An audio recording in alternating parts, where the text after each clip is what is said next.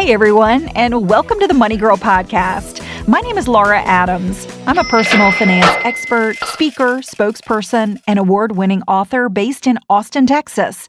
On this show, I help you master your money so you can live rich and love the journey. My goal each week is to expose you to something new from a variety of financial topics you need to know, like investing for retirement, building credit, managing debt, insurance, real estate, taxes, and mindset. I cover the nitty-gritty details on how to manage your money for success. There's a huge podcast archive on all of these topics. In fact, multiple shows on all of these topics. So if you're interested in anything that perhaps I haven't done recently, you may want to go and take a look at what's in the archive. You simply go to the Money Girl section at quickanddirtytips.com. Look for episode number 474. That's today's show, called 6 Ways a Trump Presidency Could Affect Your Personal Finances. And if you're interested in sending me a voice message, maybe with a question that you're interested in hearing the answer to or a topic suggestion for a future show, go to the Money Girl Facebook page. There's a tab there that says something like record a message, and that tab takes you to a SpeakPipe widget where you just record a message right from your computer. It's really easy. This show is about the results of this year's presidential election. You guys know it wasn't the first contentious campaign in American history, nor will it be the last. In my experience, the candidate you want to win never turns out to be as great as you think he'll be, and the one you don't want in office is never as bad as you expect.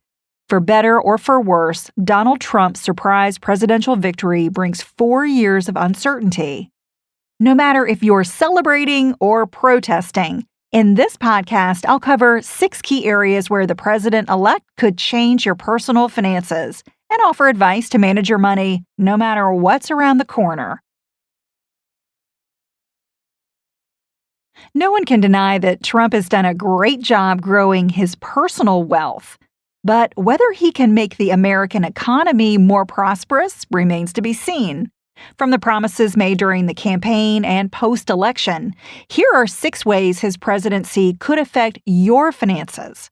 The first is interest rates. Before the election, there was speculation that the U.S. Federal Reserve would raise interest rates slightly because the economy is slowly getting stronger. But now, the Fed's not sure what Trump's policies will be.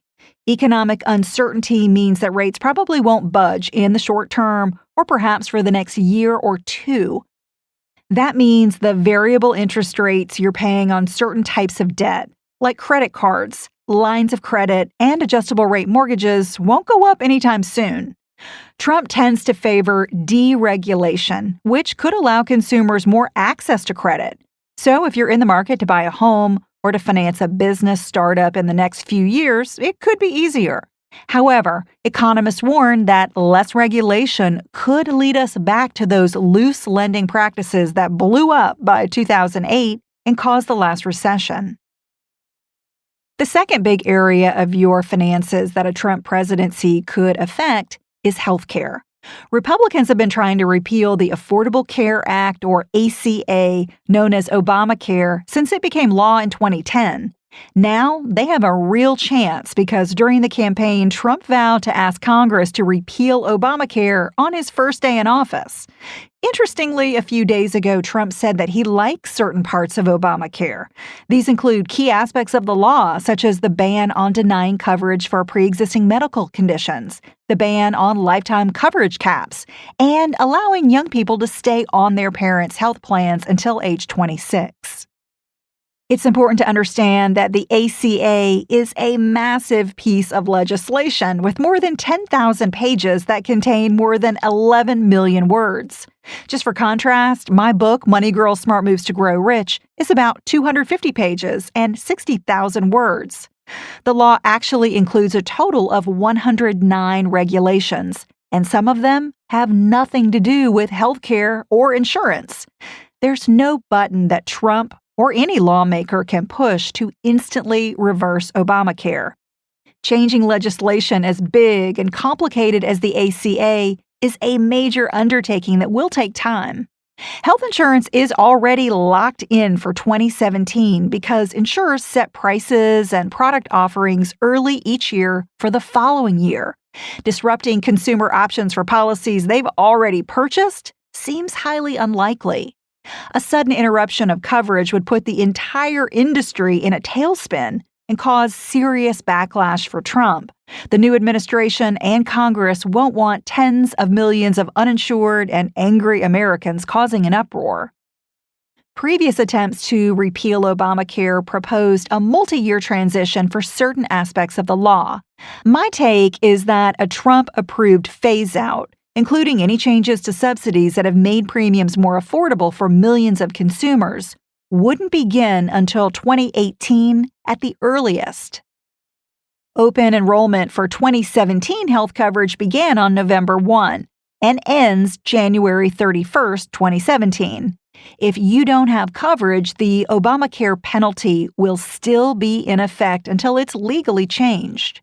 Protecting you and your family from huge unexpected medical bills if you get into an accident or get sick has nothing to do with politics. Having health insurance is an essential part of managing financial risk and having peace of mind that you can handle any health crisis that you might face in the future. So, if you need coverage, shop health insurance plans carefully. Use your insurance as you need it, and don't worry about what may happen down the road. Okay, the third way that a Trump presidency can affect your finances is taxes. Taxes are an area that Trump will probably change the most for both individuals and businesses. I'm just going to cover some of the key highlights that would affect individual taxpayers in this podcast. Trump wants to revise the personal income tax structure from the current 7 rate brackets down to 3. That would be a 12% marginal tax on annual income up to $75,000, a 25% bracket for incomes from $75,000 to $225,000, and a 33% bracket on higher amounts. Whether you'd end up paying more or less tax depends on your income. The wealthiest Americans would get the biggest tax cut because they'd go from the current top rate of 39.6% down to 33%. Low-income folks could see a tax hike going from 10% up to 12%. However, Trump has also said that he wants to raise the standard deduction so individuals making less than $25,000 a year and joint filers making less than $50,000 per year would no longer pay income tax. Trump seems in favor of repealing the estate tax, which benefits the wealthy, and keeping the mortgage interest deduction, which favors most homeowners who itemize their tax deductions. He also wants to cap annual tax deductions at $100,000 for individuals and $200,000 for married people filing jointly. According to the Tax Foundation, quote, the plan would cut taxes and lead to higher after-tax incomes for taxpayers at all levels of income. However, some analysts have said that the net effect could mean that average working families with children and single parents would end up paying more tax and higher earners would pay less. We won't know the full details of Trump's tax reform until it's rolled out. So my advice, as always, is to legally shelter as much of your money from taxes as possible. You do that by taking every available tax deduction and credit that the law allows. For starters, max out every tax-advantaged account that you can, such as an IRA, a workplace 401k or 403b, an FSA or flexible spending arrangement at work, or an HSA or health savings account. To qualify for an HSA, you must have a high-deductible health plan. To learn more, I recommend that you go back and listen to podcast number 472 called Can You Have Multiple Health Savings Accounts? In there, I cover a lot of the basics of health savings accounts, so that'll bring you up to speed if you're not really sure what those are. Contributions to all of these accounts reduce your taxable income. They allow you to pay less tax, stretch your dollar further, and beef up your savings all at the same time. Okay, the fourth way that a Trump presidency could affect your finances is retirement. Trump hasn't proposed any changes to Social Security retirement benefits, but experts believe that the program is not sustainable without substantial changes such as a tax increase or increased retirement age, or both. That means counting on the government to bail out your retirement is a bad idea. Creating your own financial security for the future has never been more important. Contributing to the tax advantage accounts I just mentioned, such as a 401k or IRA, has nothing to do with the election results. You control how much you put in, where it's invested, and you can take it with you if you change jobs or become unemployed. Even if the financial markets are volatile due to uncertainty about Trump, it doesn't matter in the short term. We're going to see extreme swings as new policies are rolled out in the months and years ahead. My advice? Get used to it. Ignore the hype and invest in diversified funds until it puts a squeeze on your budget that hurts. As long as American companies continue to do well, the stock market will increase over the long term and your investments will grow. Historical stock market returns vary depending on the time period you look at. Since 1900, we've seen returns over 10%, and since the 1990s, well over 18%.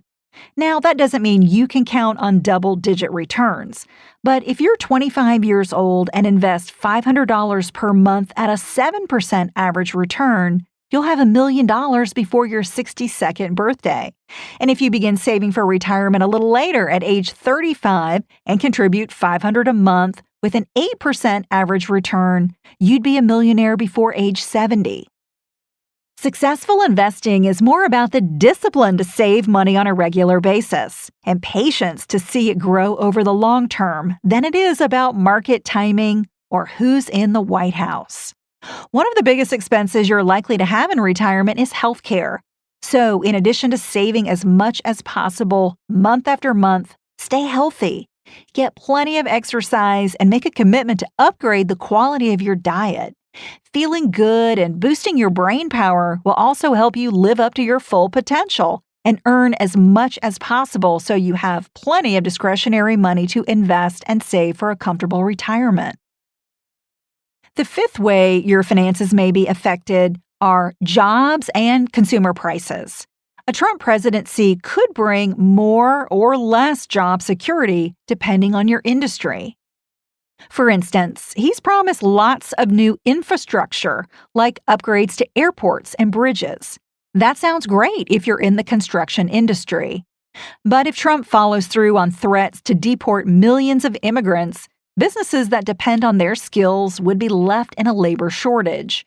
That could drastically reduce revenue and profit, leading to layoffs or a recession in the worst-case scenario. Trump has said over and over that he'll renegotiate NAFTA, the North American Free Trade Agreement, in order to end, quote, bad deals. Abandoning these agreements could entice manufacturers to come back to the United States with more jobs. The downside is that it could drive up prices considerably on many consumer goods. The president-elect also wants to heavily tax imports and impose quotas on what we buy from foreign countries. Many believe this could start a trade war that would lead to job losses, particularly for low-skilled workers. A trade war would increase the cost of imported goods or make items we take for granted completely unavailable. It could also ignite retaliation from other countries and make it more difficult for American companies to sell to foreign markets. Fewer sales to overseas markets could also lead to lower revenue, profit, and jobs here at home. The best way to prepare for unknown economic changes is to make yourself as marketable as possible. So if you were to lose your job, you'd have plenty of options. Consider getting training that would expand your skill set or allow you to work in a completely new industry if your industry goes down the drain. If we do see inflation in the future, you can create security by making sure you don't overspend now on a new home, a new vehicle, or credit cards. Keep your spending in check so you have plenty to save for the future and pay down your current debt at the same time. Today's episode of Money Girl is brought to you by Varo. Is managing your money a nightmare? Varo enables you to manage all your accounts from one intuitive app. That's right, no more jumping from one banking app to another just to figure out your finances. With Varo, online banking and money management tools are rolled into one. This allows you to see your complete financial picture right from your phone, making budgeting decisions on the fly easier than ever. Learn to set spending goals, manage expenses, and budget for little things like dining out, or those big ticket items like a European vacation or first home. If you're ready for a new way of banking that's built around your behavior, sign up for Varo Early Access today. Go to varomoney.com/moneygirl. That's spelled VARO money.com/moneygirl. Banking services provided by the Bancorp Bank, member FDIC. All right, the final way a Trump presidency could affect you are student loans. Many Americans can't enjoy the benefits of higher education because it's so expensive. Or they take on too much student loan debt that it becomes an oversized financial burden on their life. During the campaign, Trump criticized the rising cost of college. While he hasn't offered ideas to bring down costs, he proposed capping student loan repayments at 12.5% of a borrower's income and forgiving debt after 15 years of payments. That seems generous, but the specifics on how to get at the root of college affordability still aren't clear. It probably won't be as much of a priority for Trump as it was for Clinton or Sanders, who made reforming access to education central to their campaigns. But at least the need to revamp the student loan system is an issue that both sides seem to agree on. In the wake of the election, remember that who's in control of our government is unrelated to how you spend and manage your money. The best financial move to make is to focus on what you can do to strengthen your financial future. That means positioning yourself to earn more by getting a raise, a promotion, or perhaps a better paying job in a different industry. And being proactive to cut expenses where possible and avoid, quote, lifestyle creep, which is the tendency to spend more as soon as you make more. Make a commitment to yourself and your family that you'll accumulate a healthy emergency fund, consistently invest for retirement, and keep chipping away at your highest interest debts. These are the goals and outcomes that are solely within your control, no matter how much or little money you have. Thanks so much for listening to this episode. If you enjoyed it and are getting value from the show, I would love for you to take a moment and submit a 5-star review on iTunes.